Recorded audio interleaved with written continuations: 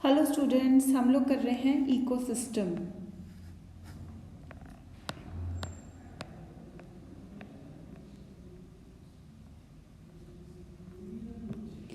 And ecosystem में हमने energy flow तक फिनिश कर लिया था। एनर्जी फ्लो भी कर लिया था डिस्कस। ठीक है, एनर्जी फ्लो में हमने ये डिफरेंट ट्रॉफिक लेवल से एनर्जी कैसे पास होती है ये भी हम लोगों ने डिस्कस किया था। ठीक है, अभी हम लोग नेक्स्ट टॉपिक डिस्कस करने जा रहे हैं इस चैप्टर का, which is ecological pyramids. Ecological pyramids. अब पिरामिड बेसिकली क्या होता है? पिरामिड्स आप लोगों ने इजिप्शियन पिरामिड्स या कभी हॉलीवुड मूवीज़ में देखा होगा। ठीक है, द मम्मी मूवी में देखा होगा फॉर एग्जांपल। मतलब इजिप्शियन मूवीज़ में देखा होगा कि इस तरीके के पिरामिड्स, इस तरीके के स्ट्रक्चर्स होते हैं जिनको वो पिरामिड्स बोलते हैं। ठीक है, तो ये होते हैं बेसिकली पिरामिड जिसका एक एंड नैरो होता है और एक एंड इस तरीके से कुछ, अगर हम क्रॉस सेक्शन में देखें तो हमें ट्रायंगुलर स्ट्रक्चर्स दिखाई देते हैं। ठीक है, तो कुछ इस तरीके के स्ट्रक्चर्स क्रॉस सेक्शन में ये होते हैं। ये इस तरीके की बिल्डिंग्स पर्टिकुलरली होती हैं। ठीक है, तो हम लोग इकोलॉजिकल पिरामिड बात कर रहे हैं जहाँ पे हम पिरामिड्स कोई बिल्डिंग्स नाम की कंस्ट्रक्शंस नहीं करेंगे, लेकिन पिरामिड्स यहाँ पे हमारा मतलब होगा पिरामिड्स बिल्डिंग्स नहीं होंगी बल्कि हमारी डायग्राम्स होंगी। ठीक है, सो जो पिरामिड होता है उसका जो एक नॉर्मल पिरामिड की अगर हम बात करें तो उसका जो बेस होता है वो काफ़ी ब्रॉड होता है और एपेक्स काफ़ी नैरो होता है। तो इस तरीके की ये हमें डायग्राम्स दिखाई देती हैं। यहाँ पे अगर आप देखें तो ये पिरामिड्स हैं। ठीक है, तो ये पिरामिड्स इस तरीके के स्ट्रक्चर्स हम लोग ड्रॉ करते हुए नज़र आएंगे आपको। ठीक है, तो एक सिमिलर शेप यानी कि एक एंड एपेक्स से ब्रॉड तरफ जाता हुआ हमें सिमिलर शेप का दिखेगा। वेदर यू एक्सप्रेस फूड और एनर्जी रिलेशनशिप बिटवीन ऑर्गेनिजम्स। तो इनमें हम लोग इन पिरामिड से हम लोग फूड का या एनर्जी का रिलेशनशिप करेंगे, एक्सप्रेस ऑर्गेनिजम्स का। ठीक है, at different trophic levels. Trophic levels क्या होते हैं ये आपको हम डिस्कस कर चुके हैं काफ़ी बार। ठीक है, तो डिफरेंट ट्रॉफिक लेवल्स पे क्या क्या एनर्जी लेवल रहता है ये भी हम डिस्कस कर सकते हैं। ये कितने ऑर्गेनिजम्स होते हैं किस ट्रॉफिक लेवल पे, ये सब हम डिस्कस कर सकते हैं इन पिरामिड्स के थ्रू। ऐसे रिलेशंस को हम लोग एक्सप्रेस करेंगे। We will express this relations in terms of number of organisms present at any trophic level, biomass or the mass of organisms present at any trophic level or the energy that is passed on ahead. Base जो pyramids का होता है, base actually होता है producers का या first trophic level का। और अगर एपेक्स की बात की जाए तो एपेक्स हमेशा टॉप लेवल कंज्यूमर का होगा। यानी कि बेस जो पिरामिड का होगा यहाँ पे हम लोग हमेशा एक्सप्रेस करेंगे जो है प्रोड्यूसर्स को। ठीक है, फिर प्रोड्यूसर्स को एक्सप्रेस करेंगे, फिर नेक्स्ट ट्रॉफिक लेवल को एक्सप्रेस करेंगे, फिर उससे नेक्स्ट, फिर उससे नेक्स्ट, और सबसे ऊपर हमेशा हम लोग टॉप लेवल कंज्यूमर को ही एक्सप्रेस करेंगे या रिप्रेजेंट करेंगे। ठीक है, तो 3 इकोलॉजिकल पिरामिड्स जो हम लोग डिस्कस करते हैं, ठीक है, जो डिस्कस किए जाते हैं वो है pyramid of number, pyramid of biomass और पिरामिड ऑफ एनर्जी। तो ये 3 तरह के पिरामिड्स हम लोग डिस्कस करने जा रहे हैं। ये बहुत इंपॉर्टेंट है बेटा। इनमें जो एग्जांपल्स या जो नंबर्स दिए जा रहे हैं आपको डायग्राम बेस्ड क्वेश्चंस भी क्योंकि आजकल बहुत कॉमन है, तो ये चीज़ें आपके लिए बहुत इंपॉर्टेंट हैं। तो हम अभी करने जा रहे हैं पिरामिड्स। सबसे पहले हम पिरामिड ऑफ नंबर के बारे में, एक पिरामिड ऑफ नंबर क्या एक पिरामिड देखने जा रहे हैं। और आपको ये ध्यान में रखना होगा कि ये पिरामिड है ग्रासलैंड इकोसिस्टम से। कौन से इकोसिस्टम से बेटा? ग्रासलैंड इकोसिस्टम से। और पिरामिड कौन सा है? ये पिरामिड ऑफ नंबर्स। इसमें अगर आप देखोगे तो प्राइमरी प्रोड्यूसर्स की अगर बात की जाए तो प्राइमरी प्रोड्यूसर्स का नंबर आप देख सकते हैं, नियरली 58,42,000 का नंबर है। अब इन प्राइमरी प्रोड्यूसर्स को, प्राइमरी कंज्यूमर्स जो कंज्यूम करते हैं, उनका नंबर 7,08,000 के आसपास है, जो कि 58 लाख से काफ़ी ज़्यादा कम है। 58 लाख से काफ़ी ज़्यादा कम है। देन 7 लाख के कंपैरेटिवली 3,54,000 सेकेंडरी कंज्यूमर का नंबर भी इससे नियरली हाफ के आसपास रह जाता है, हाफ से थोड़ा ज़्यादा है बस। और सेकेंडरी कंज्यूमर को कंज्यूम करने वाले टर्शरी कंज्यूमर का नंबर यहाँ पे सिर्फ 3 देखा जा रहा है। ऐसा पिरामिड ज़्यादातर ऑब्जर्व किया जाता है इन ग्रासलैंड इकोसिस्टम। आपको ये इम्पोर्टेंट क्वेश्चन आ जाता है जहाँ पे नंबर का इतना ज़्यादा वेरिएशन देखा जाता है। ये नंबर्स अगर आप ध्यान में रख लें तो बहुत अच्छी बात होगी, अगर रख सकते हैं, ठीक है। तो पिरामिड्स ऑफ नंबर है ये, पिरामिड ऑफ नंबर्स। यहाँ पे आप देखेंगे कि नियरली 6,58 lakhs आ जा रहा है। इसको राउंड ऑफ करेंगे तो it is nearly 6 million plants. Nearly 6 million plants अगर देखा जाए तो सस्टेन कर पा रहे हैं टॉप लेवल के सिर्फ 3 टॉप लेवल कार्निवोर्स को।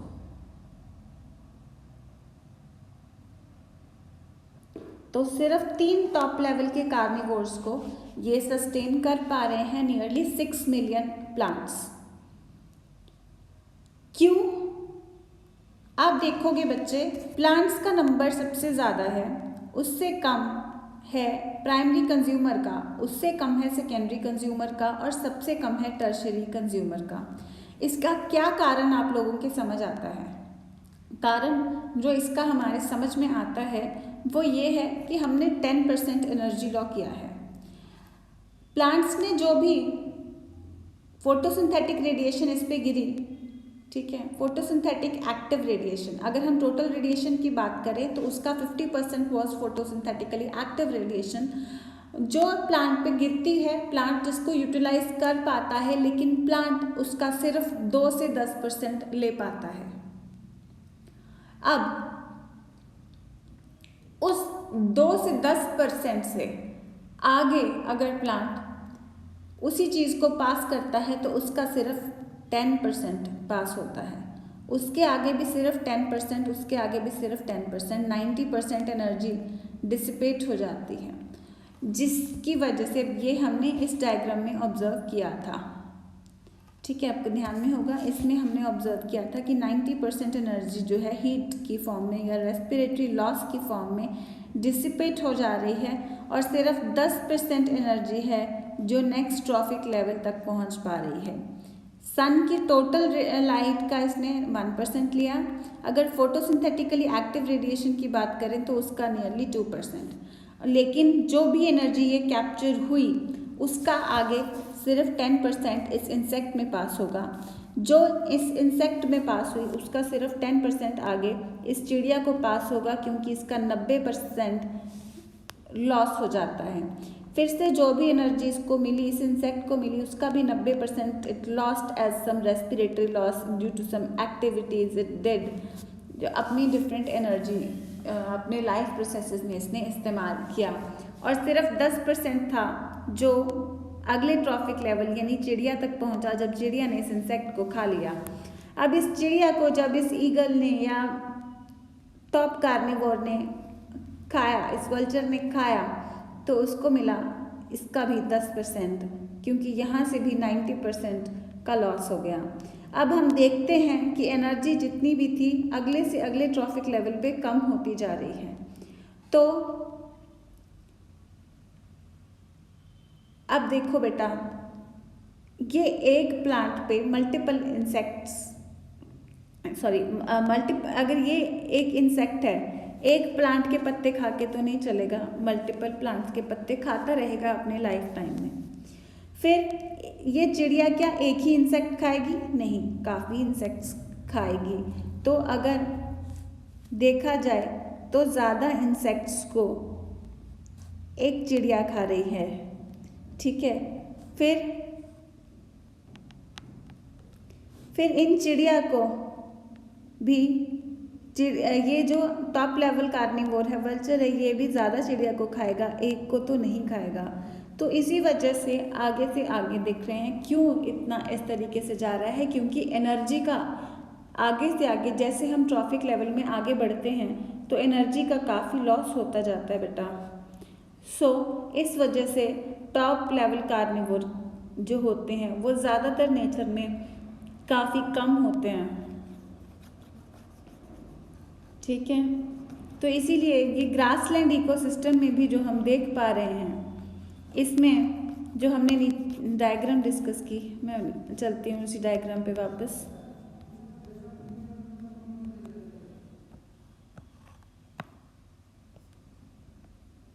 ये जो डायग्राम हम लोगों ने डिस्कस की, इसमें भी हम देख पा रहे हैं कि प्राइमरी प्रोड्यूसर्स के नंबर से ग्रासलैंड में घास वाला ज़्यादा होगा। ऑब्वियसली वो प्लांट्स बहुत छोटे होते हैं, नंबर बेशक उनका काफ़ी ज़्यादा होता है, लेकिन बेटा वो प्लांट्स बहुत छोटे होते हैं, काफ़ी छोटे ये प्लांट्स होते हैं, ठीक है। नंबर बेशक इनका ज़्यादा हो लेकिन काफ़ी छोटे होते हैं, जो कि आप देख सकते हैं नंबर इनका बहुत ज़्यादा है।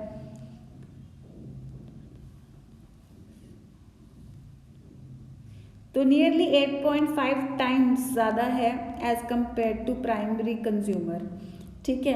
तो आप देख सकते हैं 8 गुना कम इससे प्राइमरी कंज्यूमर्स है, क्योंकि ये छोटे छोटे घास के पौधे बहुत सारे बहुत सारे खाए जाएंगे पर यूनिट, पर कंज्यूमर, पर एक कंज्यूमर बहुत सारे ऐसे प्लांट्स खा सकता है, इनका नंबर काफ़ी कम रह जाता है। फिर इनको भी आगे इनसे भी कम ऑर्गेनिजम्स खा लेते हैं, फिर उनको भी आगे इनसे भी कम ऑर्गेनिजम्स कंज्यूम कर लेते हैं बेटा, ठीक है। तो इसलिए टॉप लेवल कार्निवोर में अगर देखा जाए तो हमें सिर्फ 3 ऑर्गेनिजम्स दिखाई देते हैं। तो ग्रासलैंड इकोसिस्टम हमें एग्जाम्पल देता है कि सिर्फ 3 टॉप कार्निवोर सपोर्ट हो पा रहे हैं बाय 6 मिलियन प्लांट्स के आसपास नंबर अगर हो तो ये काफ़ी ज़्यादा इसमें हमें ये दिखाई दे रही है प्रॉब्लम, ठीक है।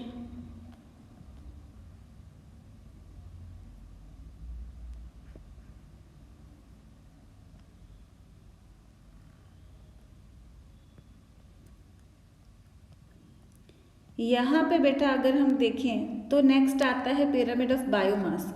अब जैसे मैंने आपको बताया कि हम प्लांट्स का पहले नंबर काउंट कर रहे हैं, इस पर्टिकुलर डायग्राम में हम लोग प्लांट्स का नंबर काउंट कर रहे हैं। तो प्लांट्स का जब हम नंबर काउंट करते हैं तो हम एक बैनियन ट्री को सोचो, एक घास के साथ मिला सकते हैं क्या? तो बैनियन ट्री का भी अगर नंबर के हिसाब से बोला जाए कि सिर्फ एक पेड़ है, दूसरी तरफ घास के काफ़ी सारे पौधे, तो इन दोनों को, घास के 10 पौधों को बैनियन ट्री के एक पेड़ से ज़्यादा आंकना गलत होगा, और एक बैनियन ट्री को कम आंकना इनके मुकाबले बहुत ही ज़्यादा गलत होगा, क्योंकि बायोमास उसमें बहुत ज़्यादा है, वो ज़्यादा लोगों को फीड कर सकता है। तो इसीलिए what comes in place is pyramid of biomass. Pyramid of biomass में बेटा वेट देखा जाता है, इन पर्टिकुलरली ड्राई वेट देखा जा रहा है। ड्राई वेट ही क्यों देखा जाता है बेटा? ड्राई वेट क्या होता है? वाटर को सब्ट्रैक्ट करके, because water as such energy provision में काम नहीं करता। हाँ, पानी के हमारे पास और स्रोत भी होते हैं, तो पानी को उनसे भी कंज्यूम किया जा सकता है। जो पानी होता है वो काफ़ी अच्छे रोल्स प्ले करता है, लेकिन अगर हम एनर्जी कंज्यूम करने की बात करें तो ड्राई वेट को लेना ज़्यादा बेहतर रहेगा, जिसमें कार्बोहाइड्रेट्स, प्रोटीन्स, फैट्स वगैरह जैसी चीज़ें हम लोग काउंट कर सकें। सो ड्राई वेट ही ज़्यादा बेहतर रहेगा, ठीक है। और ड्राई वेट भी हम पर्टिकुलरली कैसे लेते हैं?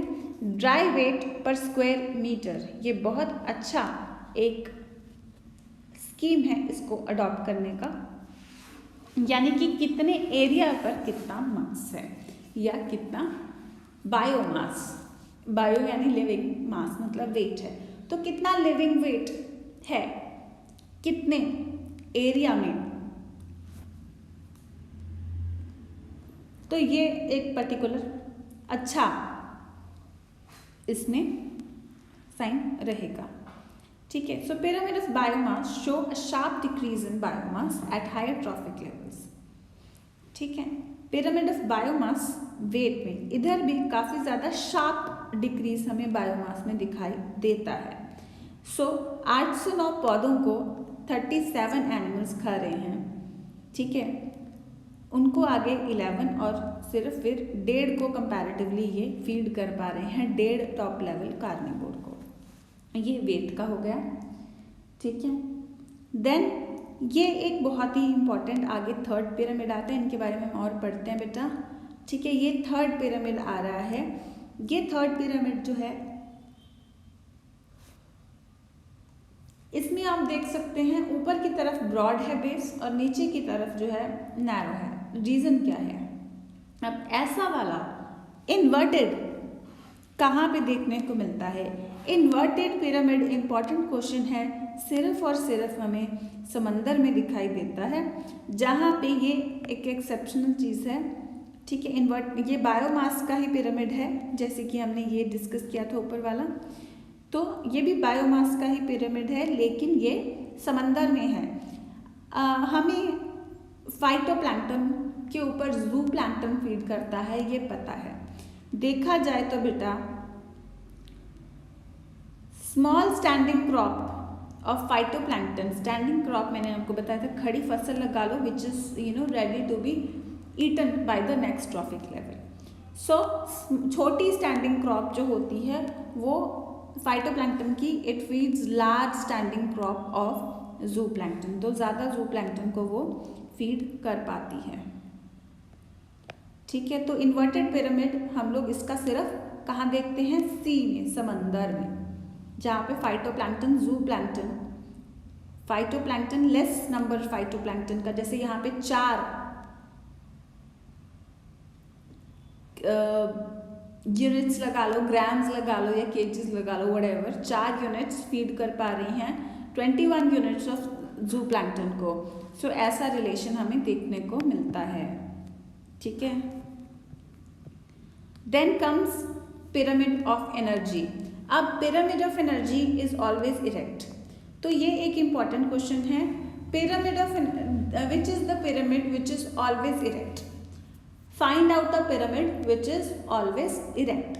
सो आपको चारों जो भी ऑप्शंस आपके पास अवेलेबल होते हैं, आप कहोगे pyramid of energy is the one which is always erect. Reason, pyramid of energy 10% law के हिसाब से बेटा आगे से आगे तो हमेशा 10% एनर्जी ही जाएगी, तो सिंपल सी बात है कि मैक्सिमम एनर्जी प्लांट्स के पास होगी और टॉप लेवल कार्निवोर के पास सबसे कम एनर्जी जाएगी। सो पिरामिड ऑफ एनर्जी जो है ये हमेशा इरेक्ट होता है। यहाँ पे अगर आप देखें तो 10,000 जूल्स ऑफ एनर्जी है, इसके आगे इसकी 10% यानी 1,000 जूल्स जा रही है, उसके आगे उसकी 10% यानी 100 जूल्स जा रही है, उसके आगे उसकी 10% यानी 10 जूल्स ही जा रही है टू टॉप लेवल कार्निवोर। ये रूल फिक्स है, हमेशा हमेशा 10% लॉ के हिसाब से चलेगा, एक्सेप्ट फॉर द थिंग कि प्लांट्स में से, अब प्लांट्स की ली जाए तो प्लांट्स में से सिर्फ 1% एनर्जी प्लांट्स ने ली है सनलाइट से, आगे लेकिन हर स्टेप में 10% पास हो रही है।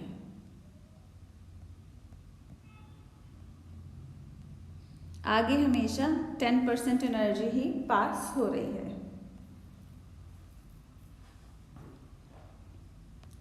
सो देखो फोटोसिंथेटिक एक्टिव रेडिएशन का 2 to 10% है, लेकिन ओवरऑल सनलाइट अवेलेबल का 1% ही प्लांट्स कंज्यूम करते हैं। तो यहाँ पे डायग्राम की लेबलिंग में भी ऐसे क्वेश्चन आ जाते हैं, हालांकि ये चीज़ मैं आपको बताती रही हूँ बार बार, तो ऐसी चीज़ों को भी आपने ध्यान में रखना है। So which is the pyramid which is always erect? Pyramid of energy. And which is the pyramid of biomass? Where is such a pyramid of biomass found which is inverted? Such a pyramid of biomass which is inverted is found in the sea, where we find that a less population of phytoplankton feeds a large population of zooplankton. ठीक है बेटा? So ये आपको diagram का homework है आज का. Okay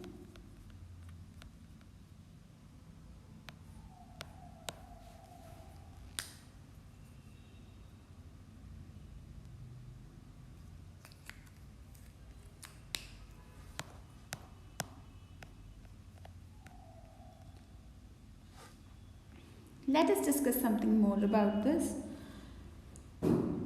Any calculations of energy content, biomass or numbers has to include all the organisms at a trophic level. तो हम जो calculations कर रहे हैं जिसके बेस पे हम लोग ये डायग्राम्स ड्रॉ कर रहे हैं, ये पिरामिड्स ड्रॉ कर रहे हैं, तो हमें ये ध्यान में रखना होता है कि it should include all the organisms of that particular trophic level which we are considering. Fine. कोई generalizations, no generalizations we make will be true if we take few individuals. अगर हम few individuals, कुछ individuals, representative individuals लगा के ले लें तो हम किसी भी चीज़ को generalize नहीं कर पाएंगे. ये हम चीज़ों को generalize तभी कर सकते हैं अगर हम एक particular area के सभी organisms को consider करें. Fine. So हो सकता है, ये भी बहुत इंपॉर्टेंट चीज़ है कि हम लोग एग्जाम्पल्स डिस्कस करते वक्त ये चीज़ ध्यान नहीं रखते, लेकिन एक ऑर्गेनिज्म जो है वो मल्टीपल ट्रॉफिक लेवल्स पे हो सकता है. बेटा ह्यूमन बीइंग को ही देख लो, प्लांट्स भी खाता है, ठीक है, नॉन वेज भी खाता है. तो जिस टाइम वो प्लांट्स खा रहा है वो सेकेंड ट्रॉफिक लेवल पे है, जिस टाइम वो एनिमल फूड खा रहा है उस टाइम वो थर्ड या फोर्थ ट्रॉफिक लेवल पे भी होता है. राइट. सो इस तरीके से हम लोग भी, ह्यूमंस भी मल्टीपल ट्रॉफिक लेवल्स पे होते हैं, तो ये चीज़ भी ध्यान में रखने की ज़रूरत है. One must remember that trophic level represents functional level and not species as such. तो ट्रॉफिक लेवल जो है वो फंक्शनल लेवल रिप्रेजेंट करता है, स्पीशीज़ नहीं. यानी कि अगर हम सेकेंड ट्रॉफिक लेवल की बात कर रहे हैं, so we should consider all the herbivores included. ये नहीं है कि सारी गोट्स को कंसिडर कर लिया, ओके फाइन, सारे डियर भी कंसिडर करेंगे, whatever vegetarian organisms, whatever herbivore organisms are present at that particular area, we have to take them all in the consideration. Fine. So a given species may occupy more than one trophic level in the same ecosystem at the same time. ये भी जैसे man की बात की मैंने आपको, ठीक है, तो इसमें उसी चीज़ की और एग्जांपल देखी जा रही है कि a sparrow is a primary consumer when it eats seeds, fruits, peas. ठीक है, तो ये सब जब स्पैरो खाए तो प्राइमरी कंज्यूमर है, या कह लो सेकंड ट्रॉफिक लेवल पे है. ठीक है, लेकिन it becomes a secondary consumer जब ये इंसेक्ट्स या वर्म्स खाती हैं, तो ये फिर सेकेंडरी कंज्यूमर बन जाती है, या कह लो कि थर्ड ट्रॉफिक लेवल पे आ जाती है. ठीक है,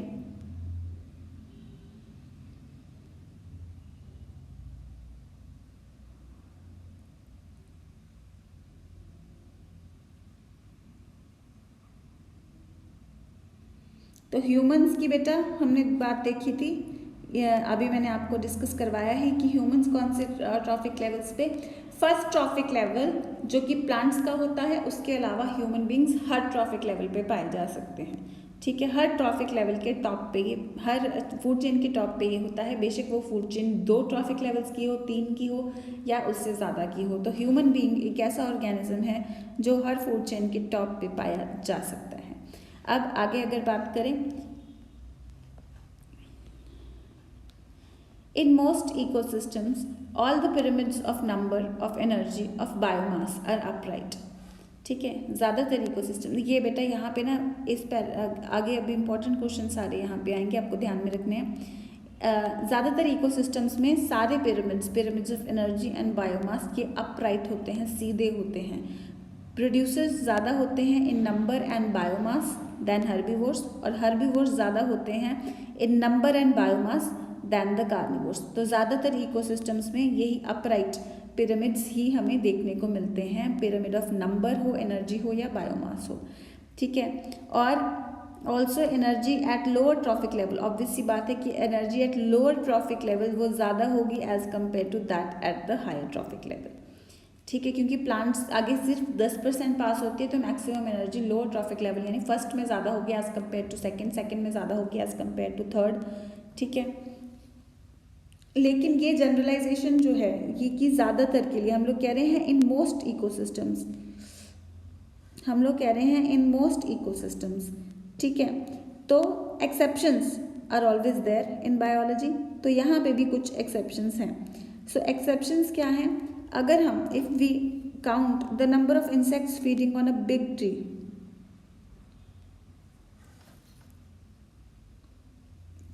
ठीक है, अगर हम नंबर ऑफ इंसेक्ट्स देखेंगे एक बड़े पेड़ पर कितने हैं, तो वो बड़े पेड़ पर जो इंसेक्ट्स होंगे वो पेड़ का नंबर ज़्यादा होगा या इंसेक्ट्स का नंबर ज़्यादा होगा? ऑब्वियसली इंसेक्ट्स का नंबर ज़्यादा होगा, ठीक है। सो अगर हम काउंट करें number of insects feeding on a big tree, what kind of pyramid you would get? We would get some kind of this one tree and multiple insects. तो यहाँ पे पिरामिड ऑफ नंबर भी हमें inverted दिखाई दे रहा है। अब उससे भी देखो, now add an estimate of the small birds depending on the insects. तो स्मॉल बर्ड्स जो इंसेक्ट्स को खा रही हैं तो उनका नंबर कुछ इस तरीके से होगा। तो ये आपको ड्रॉ करना है, ठीक है, इस तरीके से पिरामिड। तो सबसे कम पेड़ सिर्फ एक है, उसके ऊपर इंसेक्ट्स बहुत ज़्यादा हैं, ठीक है। इंसेक्ट्स को खाने वाली चिड़ियाँ हैं जो स्मॉल बर्ड्स हैं, जो इंसेक्ट्स के ऊपर डिपेंड करती हैं। अब as also the number of large birds, अब इससे भी ज़्यादा लार्ज बर्ड्स जो स्मॉल बर्ड्स को खा रही हैं वो ऑब्वियसली कम होंगी, ठीक है। तो कुछ इस तरीके का पिरामिड यहाँ पे दिखाई देगा कि पेड़ सिर्फ एक है, छोटा सा पेड़ सिर्फ एक है, छोटा नहीं है, पेड़ बड़ा है लेकिन सिर्फ एक है, और आगे ट्रॉफिक लेवल्स हमें कुछ इस तरीके से दिखाई देते हैं। सो ये पिरामिड बनेगा इस पैराग्राफ से। ये आपको ड्रॉ करना ज़रूरी है, पॉज करके ड्रॉ कर लो, बेहतर रहेगा। इस क्वेश्चन का यहाँ पे ये एक क्वेश्चन ही बन रहा है इस पैराग्राफ में, ठीक है, उसका ये पिरामिड आंसर है कि कैसा पिरामिड मिलेगा। तो ये मैंने आपको ड्रॉ करवा दिया। अब आगे देखा जाए तो पिरामिड ऑफ बायोमास जो सी में है, ये बहुत इंपॉर्टेंट क्वेश्चन आ रहा है यहाँ पे, जो मैंने ऊपर डायग्राम आपको पिरामिड की दिखाई थी कि पिरामिड ऑफ बायोमास जो समंदर में होता है वो ज़्यादातर छोटा, वो ज़्यादातर इन्वर्टेड होता है। रीज़न, जो बायोमास फिश का है दैट फार एक्सीड्स फाइटोप्लैंक्टन। तो यहाँ पे हमने पीछे एक और बात भी की थी, जू प्लैंक्टन का नंबर भी फाइटोप्लैंक्टन से ज़्यादा होता है। तो ऑब्वियसली यहाँ पे इन्वर्टेड पिरामिड हमें देखने को मिलता है, ठीक है। So isn't that a paradox? No, ये इट्स नॉट दैट इतना भी पैराडॉक्स। Okay fine. तो ये भी देखो, ये वाली जो डायग्राम है, ये वाली जो डायग्राम है ये वही सी की डायग्राम है। यहाँ पे हमने फाइटोप्लैंक्टन जूप्लैंक्टन की बात की थी, ठीक है। तो ये फिर से इम्पोर्टेंट क्वेश्चन यहाँ पे आ गया। कौन सा ऐसा पिरामिड है जो हमेशा इरेक्ट रहता है? Pyramid of energy is always upright, ये हमेशा अपराइट होता है, कैन नेवर बी इन्वर्टेड। याद रखना है, can never be inverted, it can never never never be inverted, कभी भी इन्वर्टेड ये नहीं हो सकता है।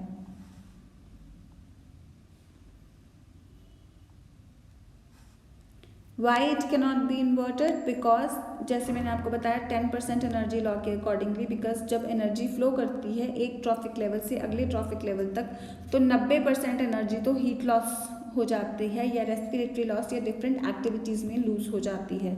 हर बार सिर्फ 10% एनर्जी आगे पहुंचती है, जो कि पिछले ट्रॉफिक लेवल से काफ़ी कम होती है, ठीक है बच्चे। तो इस वजह से pyramid of energy is always always always always upright. Ultra important question here. So each bar in the energy pyramid indicates the amount of energy. हाँ, ये हर एक बार अमाउंट ऑफ एनर्जी रिप्रेजेंट करती है, कितनी amount of energy at each trophic level in a given time per unit area. Given time can be annual which means per year भी हो सकता है, लेकिन ये पर यूनिट टाइम और पर यूनिट एरिया होता है। Energy present per unit time per unit area. Given bar का मतलब ये जो लाइंस बनी हुई है ना, इस तरीके से इसको बार बोलते हैं। ये एक बार है, ये एक है, ठीक है। तो ये given bar actually represents the amount of energy अभी की स्टैंडिंग क्रॉप की, ठीक है, पर यूनिट एरिया, या पूरे साल की हम कह सकते हैं, या अभी की कह सकते हैं, या पर यूनिट टाइम एंड पर यूनिट एरिया। ये देखना है पर unit time per unit area. ज़्यादातर जो टाइम लिया जाता है वो पूरा साल लिया जाता है, ठीक है बच्चे। सो however there are certain limitations on ecological pyramids, such as it doesn't take into account the same species belonging to two or more trophic levels। तो जैसे हमने बात की कि one species can be at multiple trophic levels, for example human beings, sometimes being vegetarians and sometimes being non-vegetarians। दूसरी तरफ हमने bird की एग्जांपल ली। बर्ड जब सीड्स खा रही है, फ्रूट खा रही है, उस टाइम पे वो सेकेंड ट्रॉफिक लेवल पे है या प्राइमरी कंज्यूमर है। लेकिन जिस टाइम वो इंसेक्ट्स खा रही है तो उस टाइम पे वो थर्ड ट्रॉफिक लेवल पे आ जाती है या सेकेंडरी कंज्यूमर बन जाती है। तो ऐसे जब जो ऑर्गेनिजम्स मल्टीपल ट्रॉफिक लेवल्स पे होते हैं, इनको हम लोग इकोलॉजिकल पिरामिड्स में कंसिडर नहीं कर रहे हैं। तो ये this is the shortcoming. तो ये आपको आ सकता है व्हाट इज द ड्रॉबैक और what is the shortcoming of this. So this is the shortcoming और this is the drawback, that it doesn't take into account the same species belonging to two or more trophic levels। एक बार हो जाता है लेकिन multiple times ये उसको consider नहीं करती, तो ये बहुत बड़ा ड्रॉबैक है जो कि नेचर में एक आम चीज़ है, ठीक है। तो सिर्फ तो ये है एक ड्रॉबैक। तो ये एक्चुअली अजम्पशन पे चलती है। सेकंड ड्रॉबैक है, ये अजम्पशन पे चलती है। और अजम्पशन ये है कि ये अज्यूम करती है सिंपल फूड चेन, जो कि एक्चुअली नेचर में एग्जिस्ट, सिंपल फूड चेन्स तो एग्जिस्ट करती नहीं है। हमें पता है कि फूड वेब्स बन जाती हैं because same organism, because of being same organism on different trophic level. तो फूड वेब यानी फूड उसका जाल बन जाता है। तो फूड वेब को लेकिन ये कंसिडर नहीं करती।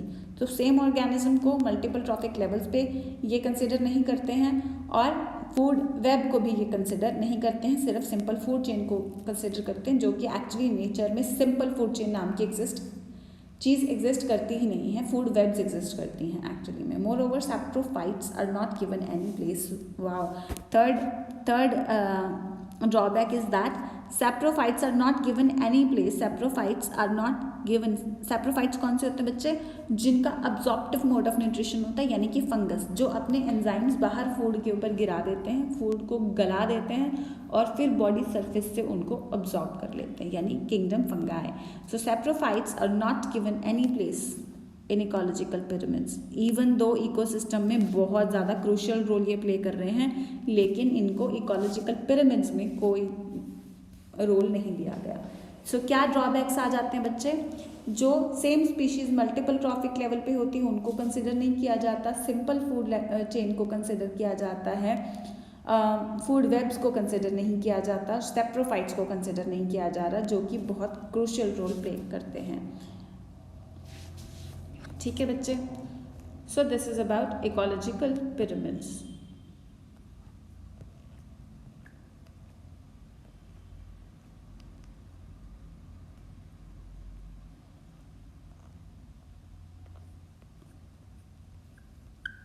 Ecological pyramids is a very very very very important topic. हालांकि बायो में everything is important, right.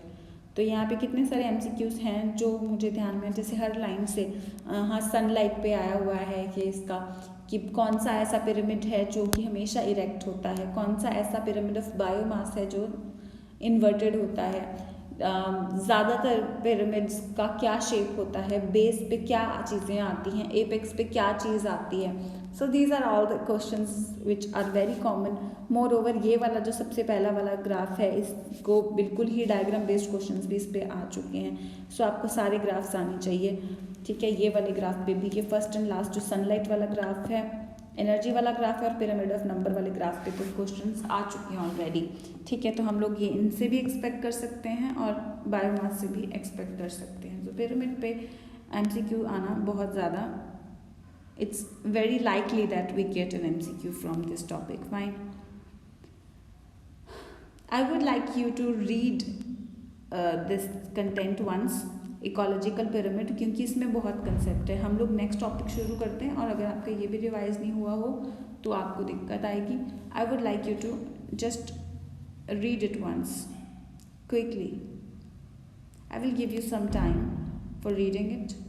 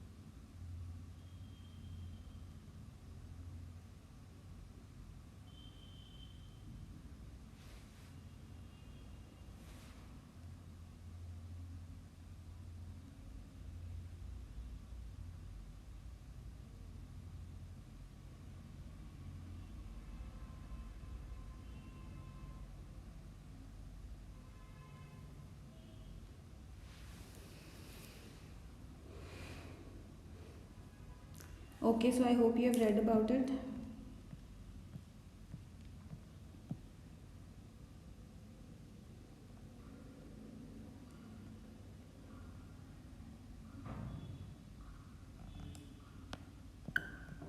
Succession तो काफ़ी बड़ा टॉपिक है। मैं अभी क्विकली थोड़ा आपको रिवाइज कराती हूँ।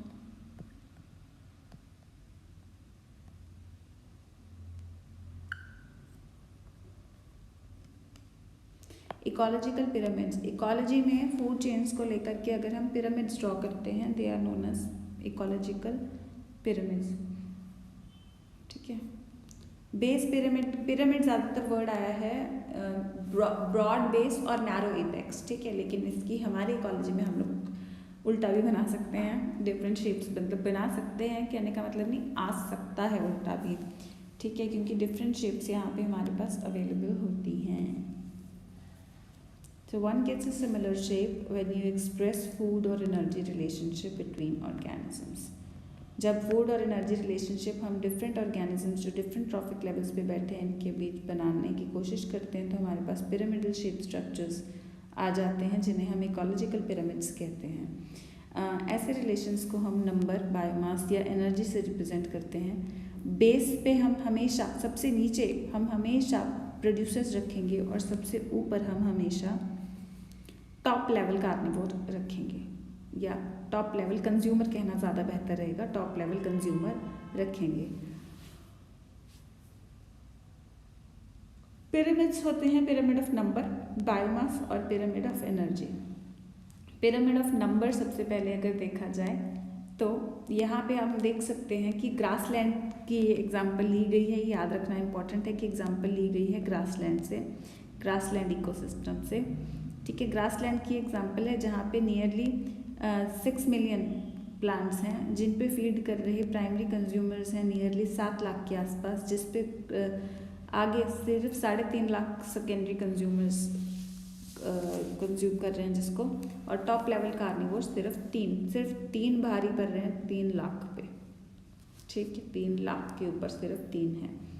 तो इस तरीके से ये हमने पिरामिड ऑफ नंबर बनाया जहाँ पे हम देख सकते हैं कि नियरली 6 लाख प्लांट्स सिर्फ 3 को फीड कर पा रहे हैं। ठीक है, then comes pyramid of biomass. यहाँ पे पिरामिड ऑफ बायोमास में हम लोग वेट कंसिडर करते हैं जहाँ पे 809